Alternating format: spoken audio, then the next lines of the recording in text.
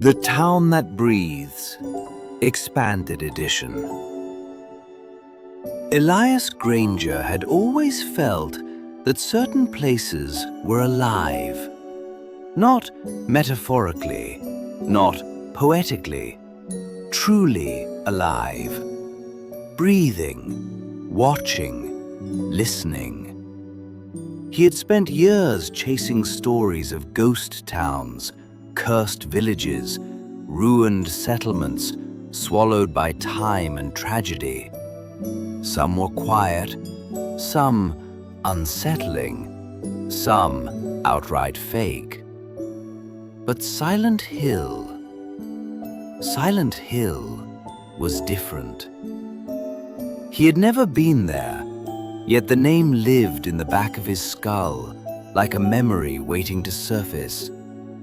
He often woke from dreams where fog curled around him like fingers, or where distant sirens echoed through endless streets of peeling paint and rust. Dreams he never fully remembered when he awoke, only the lingering dread. So, when a faded envelope with no return address arrived at his apartment, containing only a photograph of a fog-choked street and the handwritten words, "You left something here," Elias didn't question who sent it. He simply packed a bag and drove. The closer he got, the more the world seemed to thin out. Color drained from the sky. The trees turned skeletal. The air grew humid and cold at the same time, clinging to his lungs, sliding along the inside of his throat. The fog rose like a tide. By the time his car rolled past the warped wooden sign, "Welcome to Silent Hill," he could barely see more than a few feet ahead. The letters were carved with deep scratches, as though something with claws had tried to erase the welcome entirely. A dark handprint smeared the bottom of the sign. Elias stepped out. The silence hit him like pressure. No wind, no birds, no distant highway hum. Silent Hill wasn't abandoned. Silent Hill was observing. As he walked down the main street, his boots sank into a thin layer of ash-like dust. The buildings leaned toward him like eavesdroppers. The fog curled around his ankles, swirling, pulling, almost guiding him. Then he saw her. A woman stood in the intersection, her white shirt glowing faintly in the fog's diffused light, hair long and black, her posture stiff, unnatural, yet somehow familiar. Elias's breath hitched. He knew her, but he didn't know how. She lifted her face. Her eyes were oceans of grief. "You came back," she whispered, voice trembling like a dying breath through cracked glass. "But too late." Before he could respond, she dissolved into the fog like smoke. Elias staggered back, heartbeat throbbing in his ears. He wasn't sure what disturbed him more, the woman herself, or the impossible sense that she was right. He continued deeper into the town. Storefronts sagged with water damage, windows shattered, metal warped by rust. But despite the decay, the layout felt intentional, like the town shifted to funnel him somewhere. And it had. The library stood at the end of the block, its facade cracked but standing proud, like a monument refusing to surrender to time. The fog thinned around it, forming an almost symbolic clearing. Elias hesitated, then entered. Inside, dust coated everything except for one book lying perfectly centered on a table. Origins of the Silent One. His pulse quickened. He opened the book. Most pages were blackened, smeared, burned. But the first line was perfectly clear. To understand this town, first you must understand yourself. A noise echoed behind him, a door slamming. Elias shut the book instinctively and followed the sound. At the back of the library, a narrow staircase descended into darkness. A cold draft seeped from the bottom, carrying the faint scent of rust and something metallic. He took a step down, then another. The basement was lit by a pulsing red glow, like a heartbeat.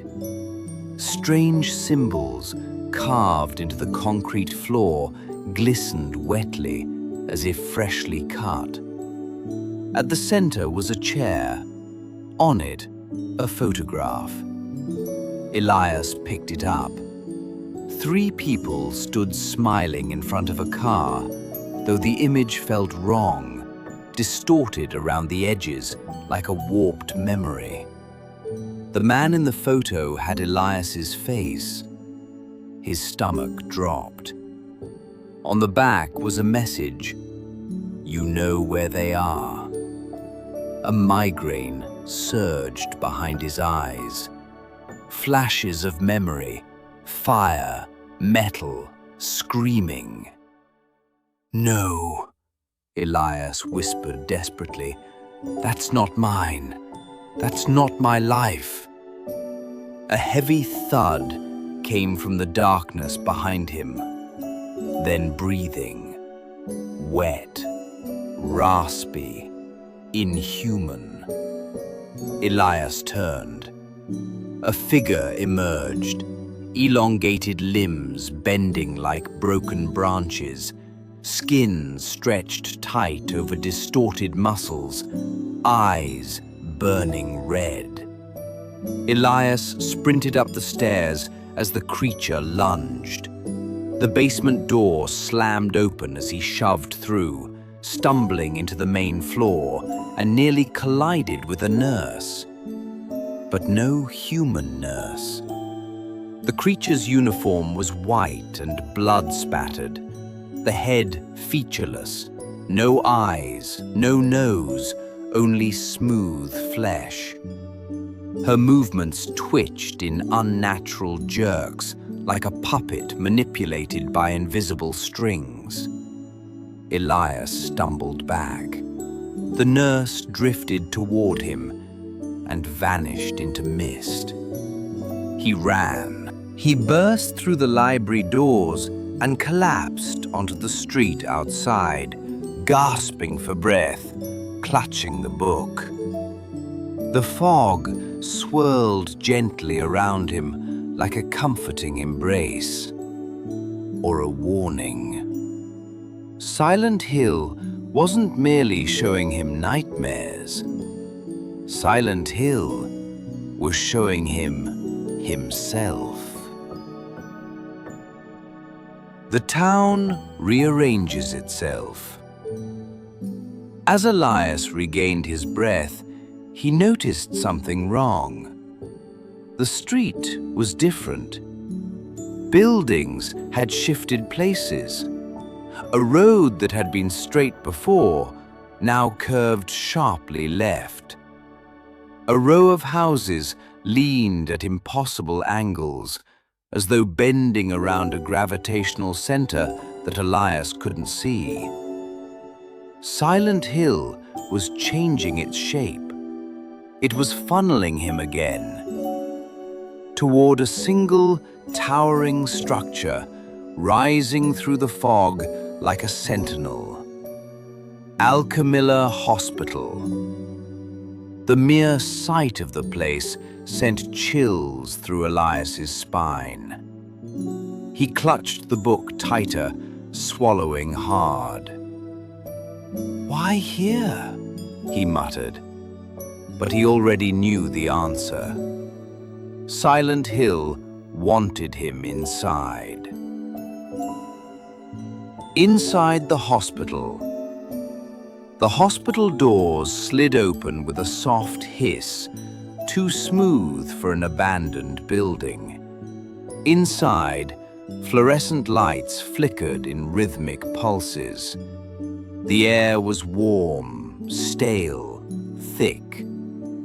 At the reception desk sat a doctor, but his face was a blank mask of skin stretched tight, featureless like clay. When Elias stepped closer, the doctor turned his head toward him, though he had no eyes.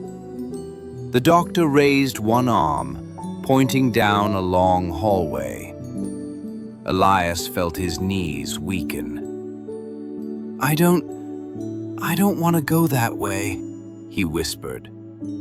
But his feet moved anyway. The hallway smelled like antiseptic and rust. The lights buzzed overhead, some sparking, some dimming as he passed.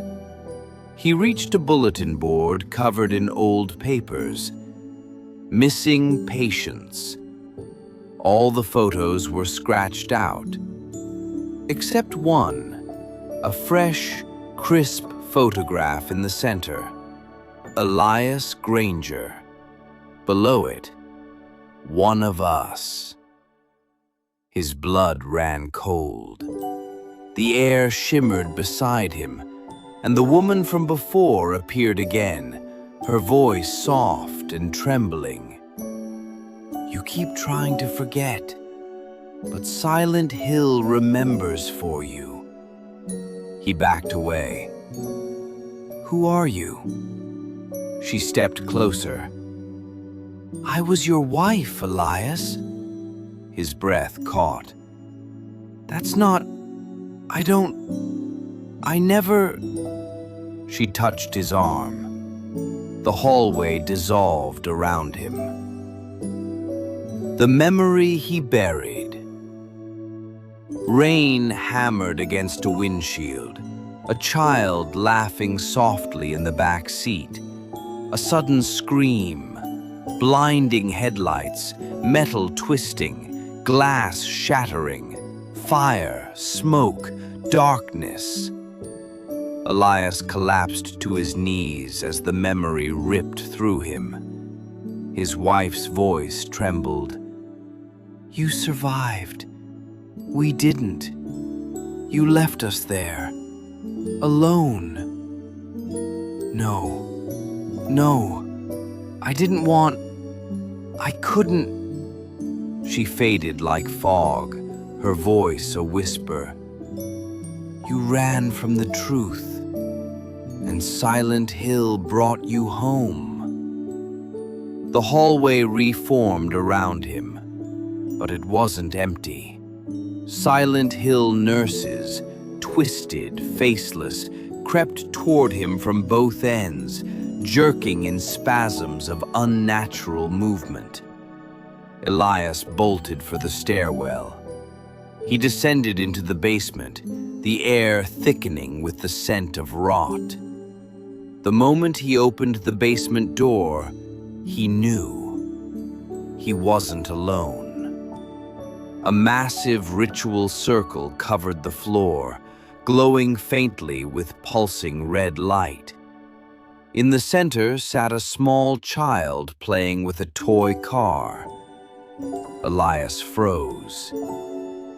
"No." The boy turned. His face was identical to the child in the photograph. Elias's son. The boy's voice was soft, trembling. "Dad, why did you leave us?" Elias's legs buckled. "I didn't.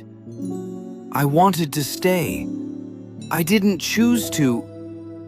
The boy shook his head. You survived. We died.